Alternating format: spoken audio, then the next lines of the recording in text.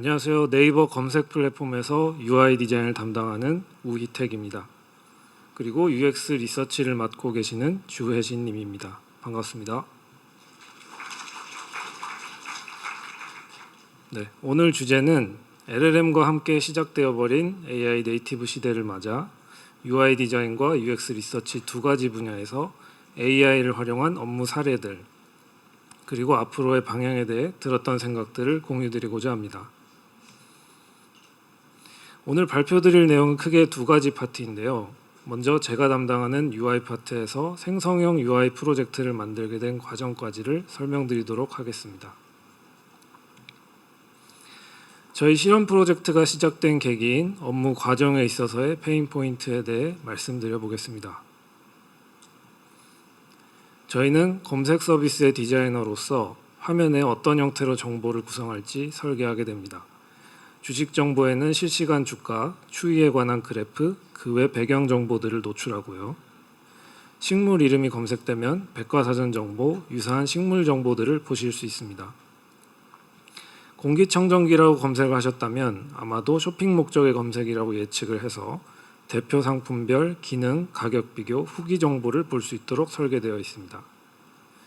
검색어에 대한 대응 여부를 기획하고 노출할 정보와 형태를 설계하고 개발해서 런칭하는 단계를 거치고 있습니다. 거기에 더해 사용자가 어떤 디바이스를 사용하더라도 최적화를 해야 해서 반응형 디자인으로 3가지 이상 레이아웃을 고려하고요. 사용하시는 시스템의 화면 모드도 고려하고 정보가 명확하게 제공될 수 있을지 접근성 체크를 하고 일관성을 높이고 익히기 쉽게 하기 위해서 개발 구조와 디자인 시스템 연동도 함께 하고 있습니다. 최근 들어서 준비해야 될 내용들은 점점 더 많아지고 있습니다. 유저가 검색어를 고르게 된 판단 배경이나 상황, 성향이 어떨지 모르기 때문에 성별, 연령별로 전반적인 유저들의 특성을 그룹지어서 미리 고려하고 최근 검색어나 관심 주제, 그 외 좋아요 표시 여부 같은 서비스 이력을 기반으로 맥락을 반영해서 유저 각자에게 최적화된 서비스를 제공해야 합니다.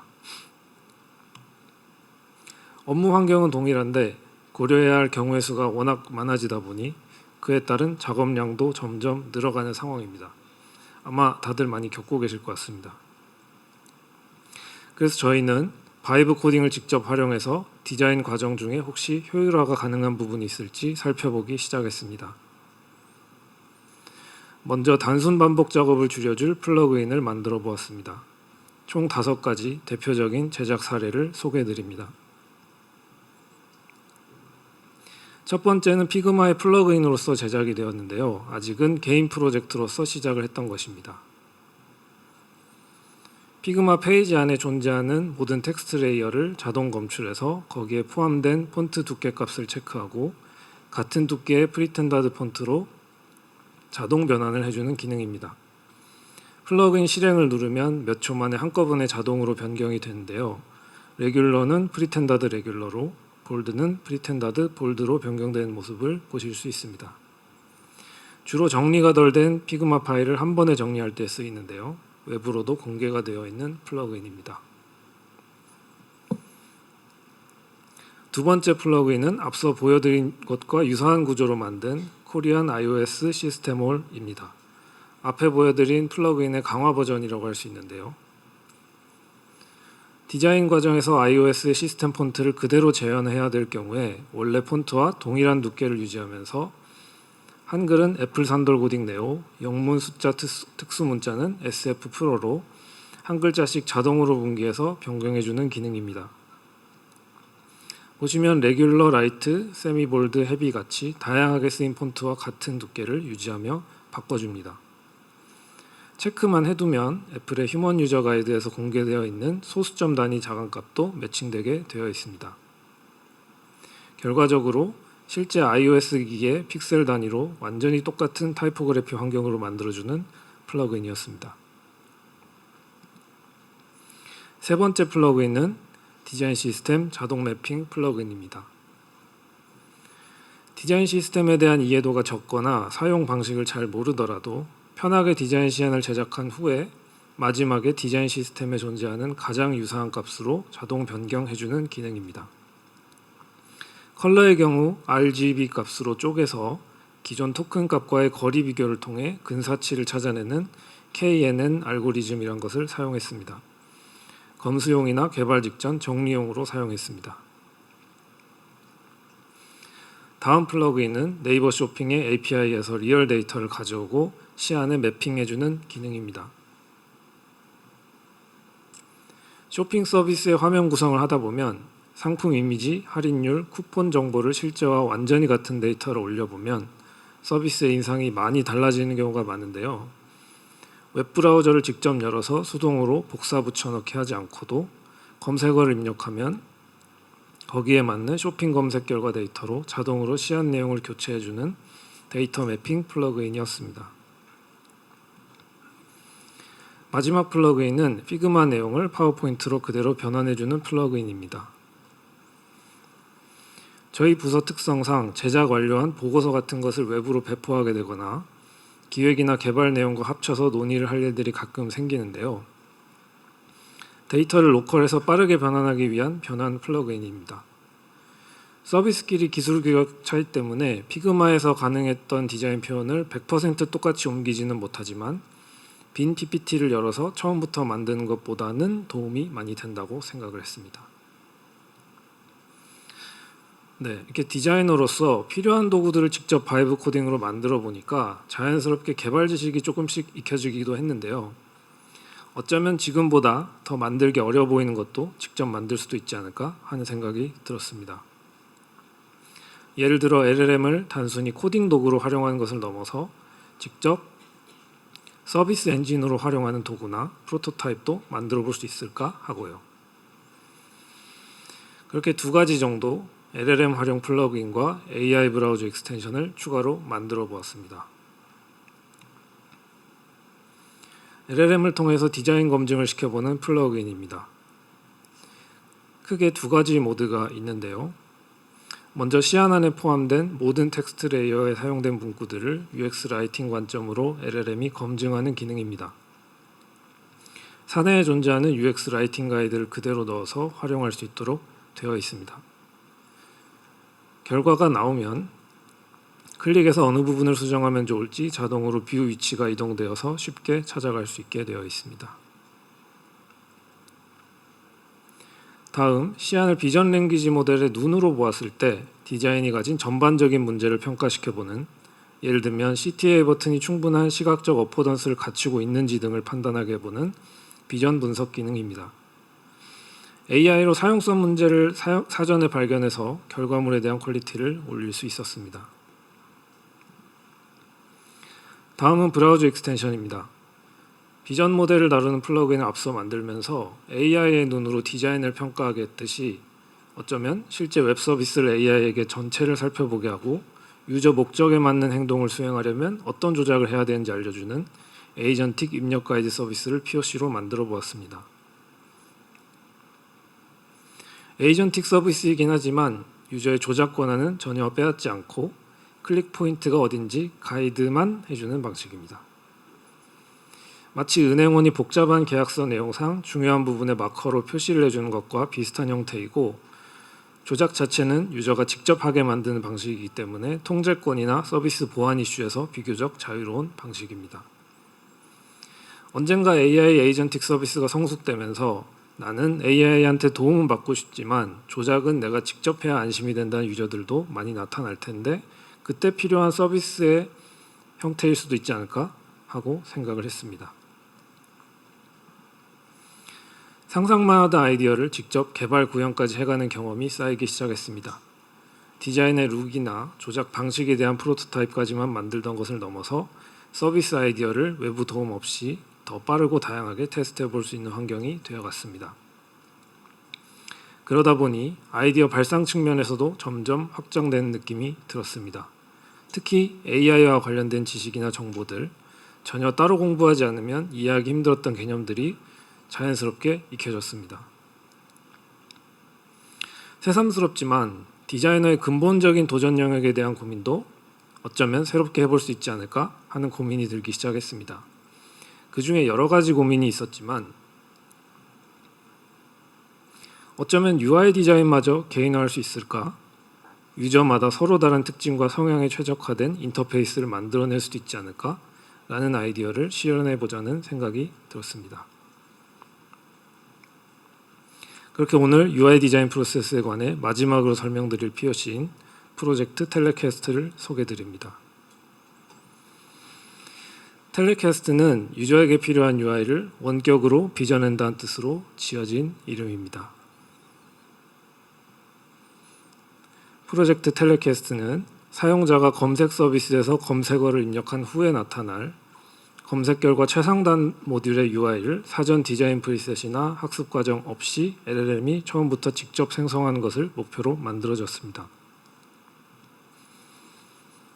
먼저 키워드를 입력하고 서버와 모델을 선택한 후에 가상의 유저 성향을 슬라이더로 조정을 합니다. 그리고 LLM에 보내게 될 프롬프트를 모듈별로 확인을 하고 전송을 누르면 잠시 뒤에 LLM이 생성한 화면이 나옵니다. 이 화면은 리액트 기반 JSX와 CSS로 구성이 되어 있어서 FE 코드에 그대로 활용할 수 있습니다. 생성이 완료된 내용은 자동으로 기록이 되고요. 그동안 만든 내용을 한꺼번에 볼 수도 있고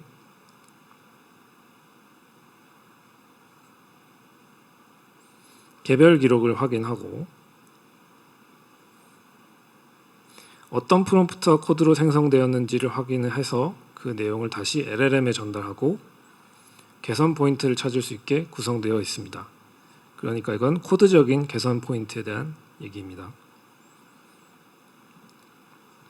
이번 프로젝트 역시 직접 개발하였는데요. 데이터 흐름을 간소화해서 구조도로 그려본 것입니다. 프롬프트는 유저가 입력하는 키워드와 슬라이더의 영향을 받아 자동으로 취합이 되고 이 내용이 LLM 서버에 전달이 됩니다. 요청을 받은 LLM 서버는 JSON 규격에 맞춰서 응답을 하게 됩니다. 응답에는 리액트용 JSX와 CSS 코드가 담겨 있고 중앙 제어 모듈에 코드가 전달됩니다. 이 코드는 패널 내부에 존재하는 리액트 샌드박스에 다시 전달이 되고 섀도우 돔으로서 완성된 문서는 리액트 렌더러를 통해 HTML과 CSS로 재해석됩니다. 이로써 클릭이나 마우스 호버 같은 조작과 동작이 가능한 리액트 웹 규격의 프론트엔드 코드로 구현되는 구조입니다. 실험 도구용 패널 UI는 크게 4가지 파트로 구성되어 있습니다. 첫 번째는 키워드 입력, 그러니까 검색어에 해당하는 부분이고요. 이 안에 4가지 기능에 대한 토글도 함께 받게 됩니다. 두 번째는 서버와 모델을 선택할 수 있게 되는데 모델들을 테스트해서 가장 성능이 좋은 것이 어떤 것인지 바꿔가면서 확인할 수 있는 구조로 되어 있습니다. 세 번째는 유저 파라미터인데 HCI 논문을 바탕으로 유저의 성향을 4가지 축으로 나누고 각 축은 숫자로 표현해서 어떤 성향에 더 가까운지를 슬라이더로 조정할 수 있게 만들어 놓았습니다. 그렇게 해서 복합적인 입력들이 취합되면 LLM에 전송할 커스텀 프롬프트가 완성이 되고 마음에 들지 않는 부분은 직접 수정할 수 있도록 구성이 되어 시스템 프롬프트와 함께 LLM에 전달할 수 있습니다. 앞서 언급드린 검색 모드 토글은 크게 3가지 모드를 갖추고 있습니다. 먼저 자유 모드인데요. LLM이 어떠한 제약도 없이 키워드 하나에 대해서 자유롭게 HTML과 CSS를 하드코딩하며 생성해내는 모드입니다. 다음은 사내 디자인 시스템의 스타일 토큰과 컴포넌트를 LLM이 활용하도록 하는 모드입니다. 이 모드는 여러 가지 실험이 진행 중인데요. 약 7MB 정도인 디자인 시스템 코드 파일들을 LLM이 정확하게 구사를 해야 하다 보니 여러 세부 실험들이 진행되고 있습니다. 실험 중 한 가지는 RAG 벡터 검색을 통해 현재 상황에 맞게 필요한 토큰과 컴포넌트를 LLM이 직접 찾아서 사용할 수 있도록 하는 방식입니다. 마지막으로 AI 이미지 활용 토글인데요. 검색 결과에서 이미지가 필요한 경우가 있습니다. 이때 리얼 데이터에서 끌어오지 못하는 경우 AI를 통해 필요한 내용에 대한 플레이스홀더를 텍스트로 먼저 만들고 그 플레이스홀더에 적힌 내용을 이미지 생성 언어 모델로 만들어낸 다음 UI에 넣어주는 기능입니다. 다음은 유저의 성향을 4개의 축으로 나눈 기준에 대해서 설명해 드리겠습니다. 먼저 유저가 구체적인 목표 달성을 우선시하는지 혹은 자유롭게 탐색하는지를 반영하고요. 직관적으로 정보 판단하는지 혹은 더 다양한 정보를 늘어두고 파악해가는 타입인지를 반영합니다. 결과에 대해서도 즉각적인 답변을 원하는지 혹은 다소 길을 잃더라도 깊게 파내려가는 성향인지를 반영합니다. 마지막으로 화면 안에 배치되는 UI 구조가 단순한 것을 선호할지 혹은 밀도가 높아도 괜찮을지를 반영합니다. 이런 모든 사용자 성향축을 정할 때에는 각 내용에 맞는 HCI 논문들이 활용되었고 각각 2가지 정도씩 근거를 알 수 있도록 문서 링크 바로가기가 어드민 패널에 붙어 있습니다. 프롬프트는 크게 3종류가 LLM에 전달되는 구조입니다. 전체적인 프로젝트 목적에 대한 설명, 검색 결과 최상단 모듈을 만들어라, 한글로 콘텐츠를 만들어라, 유저 성향 요소를 반영해라 라고 생성해야 될 결과물 자체를 설명합니다. 다음은 디자인을 LLM에게 가르치는 프롬프트인데요. 조작 사용성을 고려한 모바일 디자인을 해라, 하이어라키를 살려서 주요 정보를 강조해라, 컴포넌트 간격이나 타이포그래피의 금지사항 등 레이아웃 규칙에 관한 내용이 담겨 있습니다. 마지막으로 기술적으로 지켜야 할 것들을 전달합니다. 리액트로 만들 것, 변수를 효율적으로 쓸 것, 코드 모듈 간 통신 규격을 준수할 것, 생성된 코드가 주입될 때 구조가 깨지지 않도록 하는 내용입니다. 이런 방식을 거치게 되면 데이터 기반으로 예측을 해서 각기 다른 유저마다 최적화된 유저 인터페이스를 제공할 수 있게 될 것이라고 생각합니다. 퇴근 전에 배치 프로세스를 돌려두고 아침에 와서 잘된 디자인을 골라내는 프로세스는 어떨까요? 앞서 설명드린 기획, 디자인, 개발 과정 중 일부 과정은 자동화할 여지마저 생길 거라고 생각합니다. 지금까지의 프로젝트 진행 상황은 보시는 내용 정도입니다. 이후의 계획도 세우고 있어서 함께 설명드리고자 합니다. 먼저 현재 상황인데요. 아직은 모델 성능과 디자인 토큰 활용 면에서 유저 서비스에 바로 도입하기에는 이른 초기 단계이지만 다양한 방향으로 실험을 할 수 있는 실험 환경으로서의 기본적인 틀은 만들어졌다고 생각합니다. 지금으로서는 특정 검색 키워드에 대한 대응을 위한 기획 초기 단계에서 활용될 수 있겠습니다. LLM에 담겨있는 커먼센스를 활용해서 기획을 보강하거나 아이데이션에 도움을 받을 수 있는 단계입니다. 언젠가 모델 성능이 더 올라가고 프로젝트도 고도화가 되면서 디자인 퀄리티와 코드 퀄리티가 안정화되었다고 판단이 들면 실시간으로 개인화 데이터와 서비스 사용 기록들을 프롬프트화, 파라미터화해서 이용할 수 있을 것이고 동일한 유저라 할지라도 시즌과 시간대에 따라 달라질 수 있는 사용 패턴에도 어쩌면 자동으로 대응되도록 해볼 수도 있을 것 같습니다. 시간이 지나면서 AI 모델들은 점점 더 성능이 좋은 것들이 나올 것이고 프로젝트 관점에서 충분히 실용성이 갖춰진다고 판단이 되면 네이버 내부에 여러 서비스 데이터를 조합하고 생성 범위를 일부 모듈이 아니라 검색 결과 페이지 전체 경험으로 확장할 수도 있을지도 모릅니다. 네이버 검색을 이용하는 모든 유저가 각자 중요하다고 여기는 정보 구조를 가진 UI의 형태로 서비스를 사용할 수 있게 되지 않을까요? 이 프로젝트는 결국 프롬프트 조합을 통해 서비스에 필요한 FE 코드를 생성하는 구조의 기본 틀을 만든 것이기 때문에 프롬프트를 바꿔놓기만 해도 더 실용적인 병렬 프로젝트들로 파생될 수 있습니다. 검색 결과 모듈이 아닌 서비스용 SVG 아이콘을 생성시킬 수 있습니다. 리액트 모듈 만드는 것보다는 훨씬 간단하겠죠. 기호학 관점에서 어떤 형태의 심볼을 보여주는 것이 더 직관적인지 유저마다 최적화할 수 있을 것입니다. 예를 들면 저장이라는 개념을 설명할 때 플로피 디스크 아이콘이 예전에는 굉장히 많이 쓰였었는데요. 이 개념이 아직도 조금 더 익숙한 유저들도 있을 수 있겠고요. 전화의 경우는 여전히 구형 수화기가 널리 쓰이고 있는 것 같습니다. 실제로는 스마트폰을 다들 쓰지만요. 이런 부분은 개인마다 직관적이라고 느끼는 내용이 조금씩 다를 텐데 이런 부분을 서비스 제공자로서 강요하지 않고 개인화해서 제공할 수 있을 것이라고 생각합니다. 두 번째로, 최근 브라우저에 소형 LLM 엔진을 탑재하는 추세가 있는데요.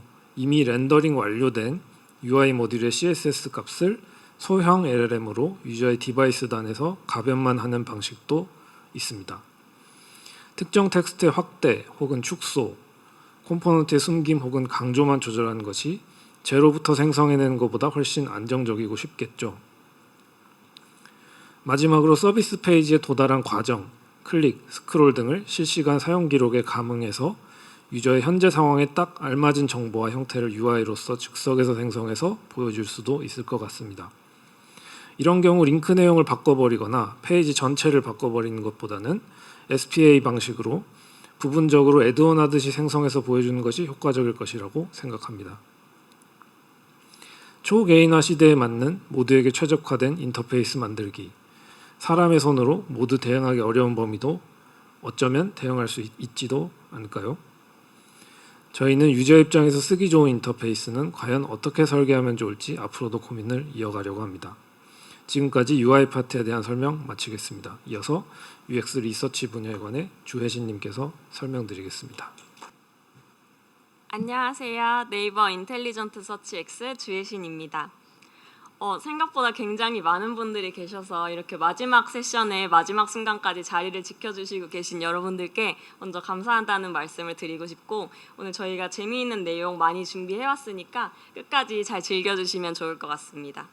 저는 방금 희택님께서 소개해 주셨다시피 UX 리서치에 AI를 도입하는 시도의 한 가지로 LLM 페르소나 기반으로 UX 리서치 시스템을 만들고 또 사용해 본 경험을 공유드리려고 합니다.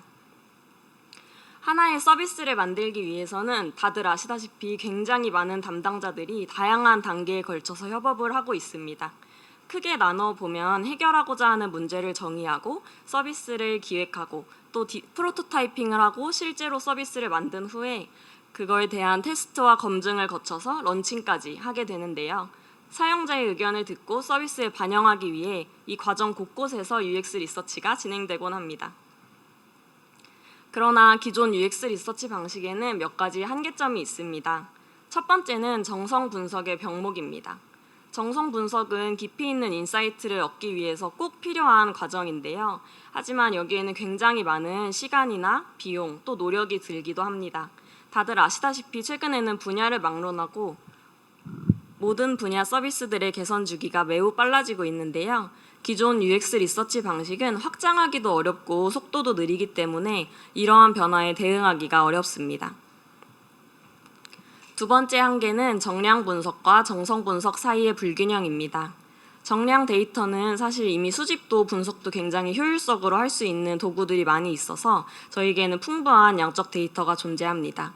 그러나 정량 데이터만으로는 그 안에 숨어있는 사용자의 의도나 동기, 또 맥락 같은 것들을 설명하기가 어렵습니다. 따라서 개선 방향을 찾기 위해서는 정량 분석과 정성 분석을 함께 진행해야 하는데요. 정성 분석의 병목으로 인해서 이 둘의 균형점을 찾기가 어려운 상황입니다. 마지막으로 세 번째는 사용자의 특성이 굉장히 다양하고 복잡해지고 있다는 점입니다. 나이나 성별 같은 기본적인 정보 외에도 검색 성향이나 평소 생활 습관처럼 다양한 요소들이 사용자를 드러내는 특성이 될 수 있습니다. 그래서 전형적인 몇 가지 페르소나만으로는 사실 이처럼 다양한 사용자들을 대표하기가 어렵습니다. 그래서 우리는 이런 사용자의 맥락과 요구를 보다 빠르고 효과적으로 반영하는 새로운 UX 리서치 방식이 필요합니다. 이러한 어려움을 해결하기 위한 시도의 한 가지로 LLM 페르소나 기반 UX 리서치 시스템인 에코X를 만들었습니다. 에코X, 이게 도대체 무슨 뜻이지? 이렇게 궁금해하시는 분들이 계실 수 있을 것 같아요. 에코X의 X는 experience, 즉 사용자의 경험을 의미합니다. 우리는 사용자처럼 느끼고 또 행동해서 사용자의 감정과 평가를 재현하는 시스템이라는 의미를 담아서 에코X라고 이름 붙였습니다. 오늘 발표에서는 이 에코X를 만들게 된 동기, 주요 기능, 그리고 사용해본 사례와 효과를 공유드리겠습니다. 에코X를 만들며 우리가 답하고자 했던 질문은 두 가지입니다. 첫째, 우리가 원하는 사용자를 언제든 만날 수 있다면 어떨까요? 둘째, 그리고 우리가 원하는 만큼 쉽고 빠르게 UX 리서치를 수행할 수 있다면 또 어떨까요? LLM 기반 페르소나로 언제 어디서든 사용자의 행동을 시뮬레이션하는 에코엑스와 함께 저희는 이 두 가지 질문에 대해 해답을 찾아보고자 했습니다. 에코엑스를 설계하며 저희가 가지고 있었던 목표는 크게 4가지가 있습니다. 페르소나 생성과 시뮬레이션 과정에서의 해석 가능성, 재현 가능성, 자연스러움, 그리고 마지막은 모듈화를 통한 쉬운 관리입니다. 그러면 에코엑스에 대한 자세한 작동 원리를 한번 살펴보기 전에 에코엑스를 다들 써보신 적이 없으실 테니 이걸 함께 사용해보면서 주요 기능을 살펴보면 좋을 것 같습니다. 가장 먼저 이렇게 UX 리서처는 웹 UI에 접속해서 이 테스트에서 사용하고자 하는 페르소나의 이름과 성별, 나이 같은 기본적인 정보들을 입력해 줍니다. 그 다음으로는 검색 성향에 대한 특징들을 입력해 줄 차례인데요. 여기 예시에서 보이시는 오늘 페르소나 같은 경우는 의사결정 시 많은 데이터를 참고를 하고 또 사회적인 정보를 좀 더 중요시하는 경향이 있고 실제로 라이프 스타일은 실용적인 가치를 중요하게 생각하며 익숙하고 검증된 출처의 정보를 선호하는 페르소나입니다. 이렇게 페르소나 데이터가 생성이 되면 리서처는 이거를 그대로 사용할 수도 있고요. 시뮬레이션 전에 일부 수정을 해서 시뮬레이션을 시작할 수도 있습니다. 오늘은 아기 강아지 목욕이라는 검색어를 페르소나에게 한번 검색해보게 하겠습니다. 이렇게 우리가 원하는 검색어를 입력해주면 페르소나가 알아서 네이버 모바일 검색창을 열고 우리가 입력해둔 검색어를 입력하고 실제로 나오는 검색 결과들을 검토한 후에 본인이 알아서 어떤 정보들을 탐색할지 보고 있는 모습을 볼 수 있습니다. 지금 영상에서 보시다시피 지금 페르소나는 블로그 글을 보고 있고요. 몇 가지 블로그 글을 보면서 하나의 글에서 어디까지 정보를 탐색할지 스스로 판단하고 있습니다.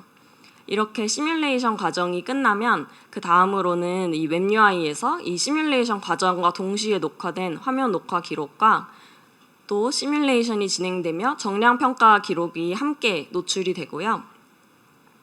또 맨 마지막 부분에서는 방금 시뮬레이션 했던 페르소나를 불러와서 이 페르소나와 함께 대화를 나눠볼 수도 있습니다.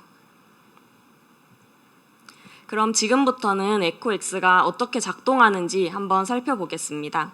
먼저 앞선 영상에서 보셨다시피 리서처가 웹 UI에 접속해서 원하는 페르소나의 특징과 페르소나가 검색하기를 바라는 검색어를 입력해 줍니다. 그러면 페르소나 제너레이터가 이 입력값을 받고 페르소나의 특징을 정의하는 자연어 프롬프트를 출력합니다. 그리고 시뮬레이터는 그 출력값을 곧 입력값으로 받습니다. 시뮬레이터 안에는 4가지 LLM 모듈들이 있어서 그 입력값과 이 LLM 모듈들의 도움을 받아 시뮬레이션을 진행하게 되고요. 마지막 모듈인 평가 분석 모듈에서는 이 페르소나의 특징, 또 시뮬레이션 과정에서 나온 결과, 그리고 화면 녹화 기록이나 대화 내용 같은 것들을 모두 통합적으로 분석해 볼 수 있습니다. 그렇다면 방금 소개한 4개의 요소가 에코엑스 안에서 각각 어떤 역할을 하고 또 각각 어떻게 만들어졌는지 한번 자세히 알아보겠습니다. 첫 번째 파트는 페르소나 제너레이터 부분입니다. 앞선 데모 영상에서 보셨다시피 UX 리서처가 페르소나의 특징 값을 입력하면 이 페르소나 제너레이터가 페르소나를 설명하는 자연어 프롬프트를 생성해주는 부분입니다. 사실 페르소나를 정의할 수 있는 특징은 정말 다양한데요. 그리고 기존 논문을 통해서 많은 연구가 이루어진 분야이기도 합니다. 저희는 이 논문들을 검토해서 이 특성을 나타내는 요소들을 쭉 나열을 하고 대표적인 변수 5가지를 선정했습니다. 그리고 이 기준을 그대로 사용하기보다는 우리 네이버 검색 사용자들의 특징을 좀 더 잘 반영할 변수가 무엇일지 검토를 해서 이렇게 4가지 카테고리로 선정을 했습니다. 첫 번째 변수는 탐색 목표 및 성향입니다. 탐색 목표 및 성향은 이 페르소나가 의사결정을 할 때 빠르게 의사결정을 하고자 하는 사람인지 아니면 많은 정보를 보고 보다 시간을 들여서 의사결정을 하고자 하는 사람인지를 나타냅니다. 두 번째 변수는 선호하는 정보입니다. 선호하는 정보란 의사결정 시에 객관적인 정보를 선호하는지 아니면 사회적인 정보를 선호하는지를 표현합니다. 그리고 세 번째는 라이프 스타일이고요. 여기에서는 이 사용자가 실용적인 가치를 중요하게 생각하는 사람인지 아니면 그보다는 트렌드를 쫓는 걸 좀 더 좋아하는 사람인지 표현합니다. 그리고 마지막으로 4번째 기준은 의사결정 성향입니다. 여기에서 의사결정을 할 때는 익숙하고 좀 검증된 출처의 정보를 신뢰하는 사람인지 아니면 새롭고 낯선 정보이더라도 쉽고 유연한 태도로 받아들이는 사람인지를 표현합니다. 이렇게 4가지 값에 더해서 나이나 성별 같은 기본 정보에 대한 것들도 페르소나 하나하나마다 가상의 정보들을 입력해주고요. 그렇게 생성된 페르소나 프롬프트가 시뮬레이터와 그 다음 평가 분석 모듈에 전달이 되게 됩니다. 두 번째로 소개해드릴 요소는 LLM 기반 시뮬레이터입니다. 지금 이렇게 영상에서 보시다시피 페르소나 제너레이터가 생성한 프롬프트와 검색하고 싶은 지리어를 입력한 후 시뮬레이션을 시작하면 페르소나가 웹 브라우저 환경을 스스로 관찰해서 이 페르소나의 특징에 맞게 다양한 문서를 클릭하고 원하는 문서를 읽는 등의 탐색 행동을 스스로 하게 됩니다. 시뮬레이터는 UX 리서처가 앞서 입력한 검색어로 가상 페르소나 에이전트가 웹 브라우저에서 행동을 하게 해주는 부분인데요. 시뮬레이터의 의사결정에 도움을 주는 LLM 모듈은 총 4가지가 있습니다. 첫 번째는 인텐트 익스트랙터입니다. 이 인텐트 익스트랙터는 모듈은 페르소나가 무엇을 궁금해할지 표현을 하는 부분입니다. 지리어와 최초 검색 결과를 확인해서 검색 목적과 맥락을 파악한 후에 판단의 기반을 제공하는 역할을 합니다. 두 번째 모듈은 TGU라고 부르는 탑 레벨 가이던스 유닛입니다. 여기에서는 페르소나가 어떤 유형의 문서를 선호하는지 표현을 하게 되고 탐색 우선순위를 결정해서 다음 LLM 모듈들에 도움을 주는 역할을 합니다. 다음 세 번째 모듈은 크리틱입니다. 이 모듈은 페르소나가 이 하나의 문서를 읽어볼지 말지를 결정해 주는데요. 개별 문서의 요약 정보를 먼저 탐색하고 문서의 수용 또는 거부 여부를 이제 판단하기 때문에 문서를 클릭할지 그리고 탐색할지 여부를 결정해 주게 됩니다. 마지막 모듈은 리튜너입니다. 이 부분에서는 이 문서를 어떻게 읽을까를 표현하게 되고요. 이번에는 실제로 한 특정한 문서를 클릭을 해서 그 세부 내용을 어떻게 읽어볼지 그리고 다음 후속 행동은 무엇일지 판단을 하기 때문에 실제 우리 사람처럼 이런 행동을 모방한다고 볼 수 있습니다. 다음으로 에코엑스를 구성하는 세 번째 요소는 웹UI입니다. 이 웹UI는 페르소나를 만나보고 싶은 사람이라면 누구나 쉽게 사용할 수 있다는 것이 강점입니다. 특히 이렇게 페르소나 생성부터 실시간 시뮬레이션, 그리고 페르소나와 대화도 하고 결과 수집까지 UX 테스트를 많이 경험하시는 분들이 다들 아시는 그 전체적인 과정을 하나의 웹UI에서 통합적으로 할 수 있다는 것이 특징입니다. 특히 웹UI에서는 원하는 페르소나와 이렇게 자유롭게 대화를 할 수도 있기 때문에 페르소나의 행동이나 맥락 또 이유를 파악하는 데 굉장히 효과적입니다. 그럼 오늘 하나의 예시로 페르소나와 어떤 식으로 대화를 나눌 수 있는지 한번 살펴보겠습니다. 지금 영상에서 보시다시피 이렇게 페르소나에게 당신이 어떤 사람이냐 물어볼 수도 있고요. 그 다음에는 검색 결과에 대한 전반적인 소감을 물어볼 수도 있습니다. 또 그 다음으로는 페르소나가 여러 가지 문서를 읽을 것이기 때문에 그 읽어본 특정한 문서에 대해 의견을 물어볼 수도 있고 마지막으로는 검색 결과가 노출되는 방법이나 순서도 만족도에 영향을 줄 수 있는 부분이기 때문에 그런 부분에 대해서도 의견을 한번 나눠볼 수가 있습니다. 마지막으로 에코엑스의 이제 네 번째 요소는 평가 분석입니다. 여기 이 부분을 통해서 에코엑스는 정량 지표와 정성 지표를 동시에 사용해서 사용자 만족도를 통합적으로 평가하게 됩니다. 그렇다면 검색 사용자 만족도 평가를 위해서 어떤 지표를 사용하면 좋을까요? 사실 이 부분도 정말 유구한 연구의 역사가 있는 부분인데요. 저희는 우선 이런 선행 연구를 검토해서 이 많은 지표들을 이렇게 정량 지표와 정성 지표 두 가지로 분류해 봤습니다. 정량 지표에는 대표적으로 사용자의 행동에 영향을 주는 클릭, 인터랙션, 그리고 효율성 기반 지표가 있고 에코엑스에서는 이러한 정량 지표의 측정값들을 자동으로 수집합니다. 정성 지표에는 사용자 인지와 감정 기반 지표가 있고요. UX 리서처는 에코엑스를 통해서 페르소나와 대화를 하면서 정성 지표 관련 만족도를 평가하게 됩니다. 정량 지표와 정성 지표를 함께 수집하고 통합적으로 분석할 수 있으므로 UX 리서처는 사전에 정리한 페르소나의 특징이 시뮬레이션 과정과 결과에 어떻게 영향을 주었는지 이해할 수 있습니다. 화면에 보시는 것은 에코엑스로 생성한 페르소나의 시뮬레이션 결과 중에 하나인데요. 왼쪽을 보시면 이 페르소나는 사회적인 정보를 선호하고 빠르게 의사결정하려는 경향을 가지고 있습니다. 그리고 오른쪽이 이 페르소나의 시뮬레이션 결과입니다. 오른쪽의 정량 결과들을 보시면 어떤 어떤 정보를 깊이 있게 탐색할지 결정하고 또 제공된 정보에 대해서 평가할 때도 이러한 특성에 맞춰서 하고 있다는 것을 볼 수가 있고요. 또 오른쪽 아랫부분에 이 페르소나와 대화를 나눈 기록을 보시면 실제로 이런 정량적인 지표들을 뒷받침하는 대화 내용을 볼 수가 있습니다. 이건 또 다른 결과 예시인데요. 이 페르소나는 앞선 예시와는 다른 특징들을 가지고 있고 그 특성에 맞춰서 시뮬레이션에서도 다른 양상을 보여줬다는 걸 알 수가 있습니다. 지금까지 에코엑스가 어떻게 만들어졌는지 함께 살펴보았는데요. UX 리서치는 하나의 서비스를 출시하고 개선하는 과정에 곳곳에 필요하기 때문에 UX 리서치 방식을 효율적으로 개선하면 서비스 출시나 개선의 과정에 다양한 도움을 주게 됩니다. 먼저 첫 번째로는 이렇게 실험을 설계하거나 진행하는 과정을 굉장히 효율적으로 개선할 수 있습니다. 기존에는 UX 테스트를 진행하기 위해서 실험을 설계하고 적절한 사용자 유형을 정의하고 조건에 맞는 사용자를 모집한 후에도 실험 참여에 대한 동의를 받는다든지 실험 방법과 주의사항에 대한 안내를 한다든지 이런 모든 과정을 거친 후에야 비로소 UX 테스트를 시작할 수가 있었는데요. 에코엑스는 실험을 설계하고 리서처가 적절한 사용자 유형을 정의한 후 바로 UX 테스트를 시작할 수 있습니다. 그래서 UX 테스트를 많이 해보신 분들은 다들 아시겠지만 굉장히 시간이나 비용이 많이 들고 어려운 단계를 쉽게 할 수 있다는 강점이 있습니다. 두 번째로는 개인화와 확장성입니다.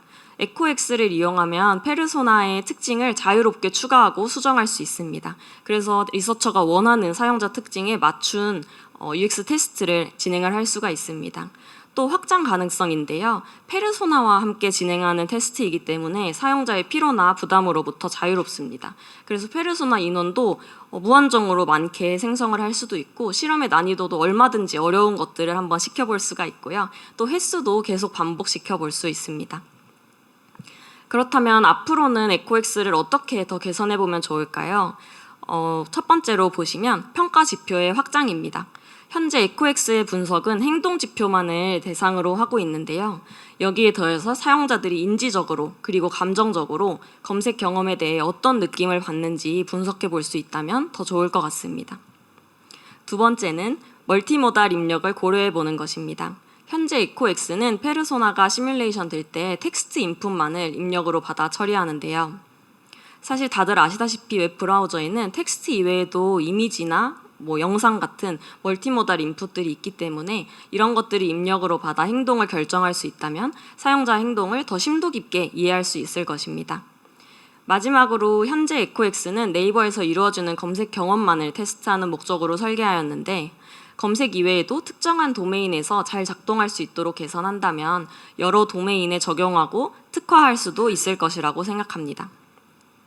지금까지 에코엑스를 통해 UX 리서치를 어떻게 개선할 수 있을지 그리고 앞으로 더 발전시킬 방법은 무엇일지 한번 살펴보았는데 이처럼 AI를 활용해서 UX 리서치 방식을 개선하려는 시도에 굉장히 여러 가지가 있을 것이고 아마 이 자리에 계신 분들도 시도해보고 계신 것들이 많을 것 같아요. 그렇지만 우리 모두 공통적으로 가지고 있는 목표는 현재 방식에서 AI를 사용해서 개선할 수 있는 부분은 좀 더 효율화를 하고 우리는 우리만이 할 수 있는 일에 더 집중해서 AI와 시너지를 내볼 수 있을 것입니다.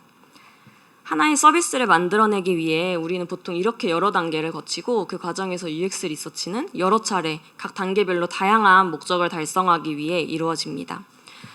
대표적으로 풀고자 하는 문제를 정의하고 서비스를 기획하는 단계에서는 에코엑스에서 다양한 유형의 페르소나와 인터뷰를 하면서 대규모 아이디어를 빠르게 검증해 볼 수 있고 한편 UX 리서처는 문제를 찾고 적합한 테스트를 설계하는 데 조금 더 시간을 쓸 수도 있습니다. 프로토타입이나 실제 서비스를 개발하는 단계에서는 에코엑스를 통해 UX 여정의 논리적인 오류를 탐색해보고 용어나 정보 구조의 이해도를 평가할 수 있고요. 그동안 UX 리서처는 사용자들을 직접 만나서 이 사용자들과만 할 수 있는 테스트를 해볼 수 있습니다. 예를 들면 실제 사용 환경에서 인터랙션을 한다든지 아니면 시선이나 감정 반응을 이해하려는 노력을 해볼 수 있습니다. 또 개발하려는 서비스에 대해 품질과 만족도를 평가하는 단계에서는 먼저 다수의 가상 사용자를 대상으로 빠른 사전 검증을 거친 뒤 실제 사용자와 UX 테스트를 할 때는 최대한 틀린 부분이 없이 한 번에 해볼 수 있고 또 결과도 통합적으로 해석할 수 있을 것이고요. 이렇게 측정한 성과는 서비스를 개선하거나 새로운 서비스를 기획할 때도 유용하게 쓰이는데, 특히 테스트 결과를 반영해서 페르소나나 시뮬레이터의 성능을 개선한다든지, 아니면 리서처들이 추출한 데이터를 더 골똘히 들여다보고 사업적인 기회를 발굴하는 데 시간을 쓸 수 있을 것이라고 생각합니다. 지금까지 희택님께서 앞서 소개해주신 텔레캐스트와 방금 말씀드린 에코엑스를 통해 AI를 UX 디자인과 리서치에 활용해본 경험을 한번 소개해드렸습니다. 더 좋은 서비스를 만들기 위해서 UX 디자이너와 리서처가 어떤 역할을 해야 할까? 그리고 어떤 역할을 할 수 있을까? 아마 저희뿐 아니라 여기 계신 많은 분들이 같은 고민을 하고 계실 거라고 생각하는데요. 저희는 이 고민을 해결하기 위한 시도로 바이브 코딩을 통해서 여러 아이디어들을 모두 바닥부터 직접 만들어 보기 시작했습니다. 덕분에 예전에는 머릿속으로만 생각했던 것을 쉽고 빠르고 또 이렇게 직접 만들어 보는 재미를 느껴볼 수도 있게 되었고요. 사실 모두들 잘 아시다시피 이러한 기술의 변화로 비슷한 시도를 하는 서비스들이 굉장히 쉴 새 없이 공개가 되고 있고, 그런 소식을 매일매일 굉장히 바쁘고 또 궁금한 마음으로 따라가다 보면 가끔은 내가 뭔가 흐름을 알게 된 건가 싶은 순간도 있는 것 같습니다. 하지만 변화의 속도가 점점 빨라지다 보니 오늘의 깨달음이 또 금세 낡은 아이디어가 되기도 하지만요. 이렇게 문제를 해결하는 방법이 쉬워지다 보니 어떤 것을 문제로 정의할지 그 방향성이 더욱더 중요해지는 것 같습니다.